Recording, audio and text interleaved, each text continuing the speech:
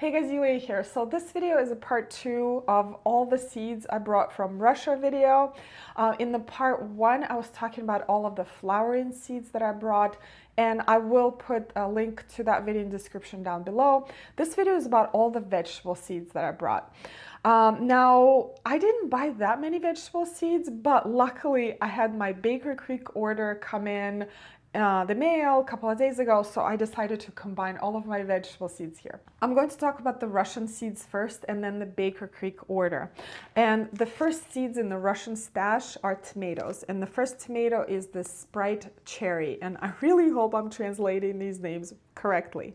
Now this one, it says it's indeterminate tomato, which means that they are growing all throughout the season and producing fruits throughout the season, versus determinate tomatoes, which have a set height and set number of fruit.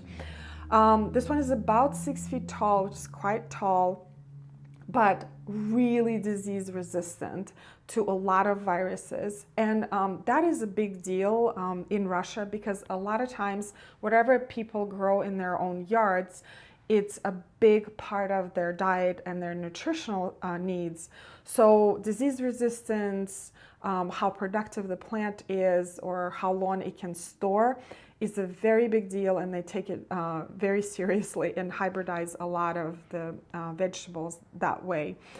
So also this one is very heat tolerant, which is a big deal for me here in New Jersey. In the middle of the summer, we get so hot. It's in the 90s, it's in the hundreds, and a lot of tomatoes start to kind of shut down, and they have a summer dormancy. And a lot of people wonder, how come my tomatoes are not producing? It's just sometimes way too hot for them. So I'm curious to see how this one is going to perform. This one is very beautiful. It is a pear-shaped red tomato. This one is called Red Slice.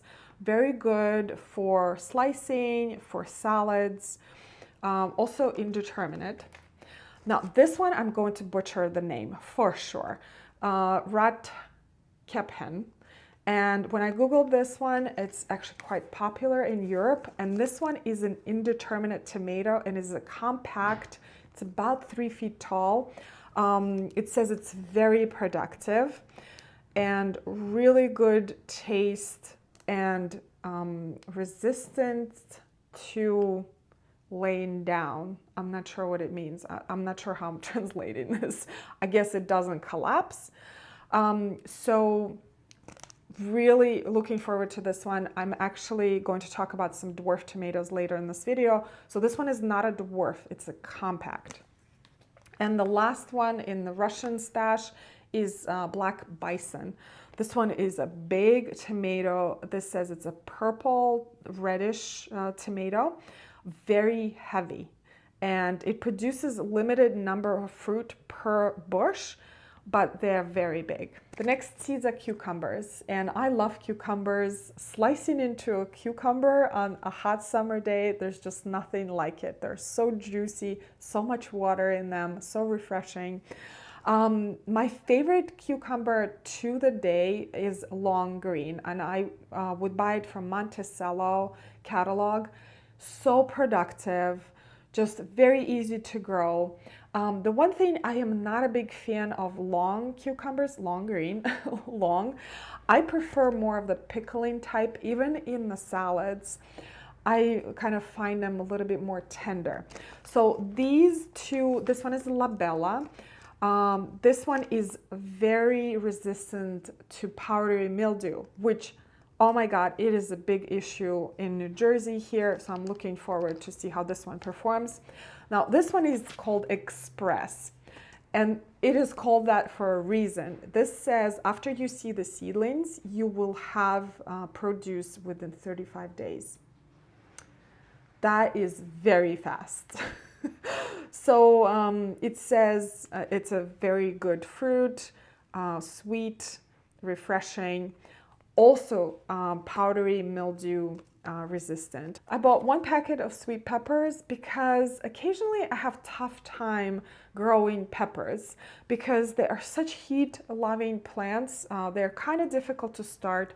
They require a lot of heat, heat mats.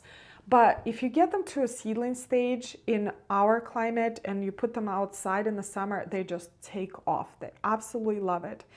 Now this one, it says it has this beautiful fruit, and it says it's about 100 days to technical ripeness, which I think they mean you can eat them in green stage, and about 130 days to biological ripeness, which is this red color here. It says that they are good for both greenhouse environment and growing outdoors, which is important to remember, for example, for my parents whose growing season is so short, they cannot grow produce like tomatoes, cucumbers, or peppers outside at all.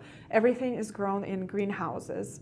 So I guess it is important to know which plants are good for greenhouses because that's important for pollination.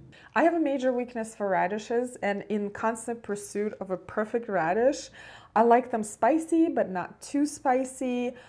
They do have an issue of bolting very fast in our climate, so I'm constantly trying new radishes that I can grow in the garden. So this one is called Major, and I've never tried any of these before, so this is completely new to me. This one is white breakfast, very interesting shape. I think it's very convenient to slice for salads. Beautiful color on these root crops here. This is Note and Mercado. I bought one packet of carrots. This one is Autumn Queen. It does say it is very delicate, sweet, very high concentration of carotene, high productivity, and also long storage period. Check out this corn. Isn't it like the most beautiful corn you've ever seen? Now this one is called Gem, and this is decorative corn. It says here you can use it for fall decorations and floristry. The plant itself looks just like a regular corn plant until the little corns appear, and they're all these different colors. Okay, now we could talk about the Baker Creek seed order. And the first seeds are arugula. And I love arugula. I grow arugula pretty much 12 months out of the year. I grow it out in the garden, both in vegetable beds, in the ground, in containers. I grow it inside the house as microgreens. I just started a little pot of arugula just to have some greens in the house, because growing your own food, both the fruit producing and the greens, it just feels so much better than buying produce, and it tastes so much better.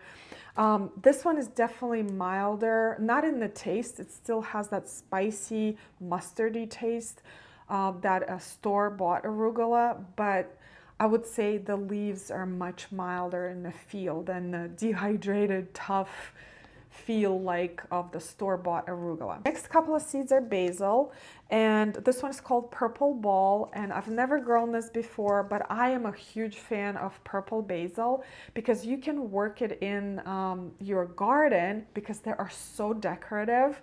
Sometimes I don't even want to pick some for dinner because they look so good, and they are great filler for bouquets as well. Now this one is a compact variety. This one is only 1 foot tall, so it's great for container culture. And this one is Genovese Basil. I hope I'm pronouncing it correctly. Genovese. The best basil for pesto. So mild, so delicious. And basil loves our climate. They love the heat and humidity of our summers. We get tons of basil in a good summer.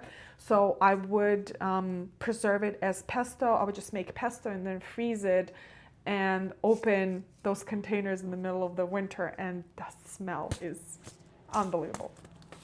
Watercress. And I love growing watercress because just like arugula, you can grow it anywhere, anytime. It is a very fast green to grow.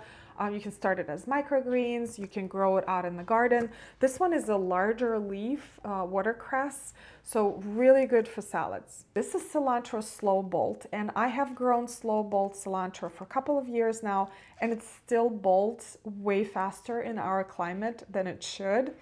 But I actually don't mind it because I love those umbel shape like flowers. I include them in bouquets. I actually display them by themselves. They are just so pretty and meadowy looking.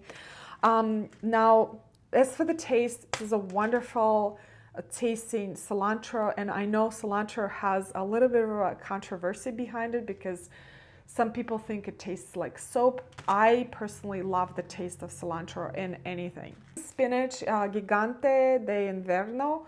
I'm not a big fan of spinach. Michael is, so I'm growing a ton of spinach usually for him. This is a larger leaf variety. I've never tried this one before, so definitely curious to see how it performs. Now this is sorrel, and I haven't seen sorrel commonly grown around here. We actually didn't grow sorrel either in Russia. It was pretty much a common weed that would grow on the side of the road, but we would collect it and put it in soups and salads and egg dishes, and it's absolutely delicious. So I was excited to see this being sold. I can see how this can get aggressive in the garden. So it does mention here that you have to cut the tops off so it doesn't reseed freely. But it can be grown as both annual and perennial. How beautiful is this parsley? This is called moss curled.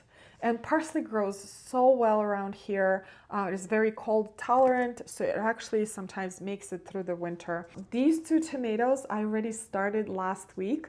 This one is called Micro Tom, and this one is Orange Hat. And these are dwarf tomatoes because I want to grow some tomatoes and see if I can get produce from them before summertime, because these are tiny.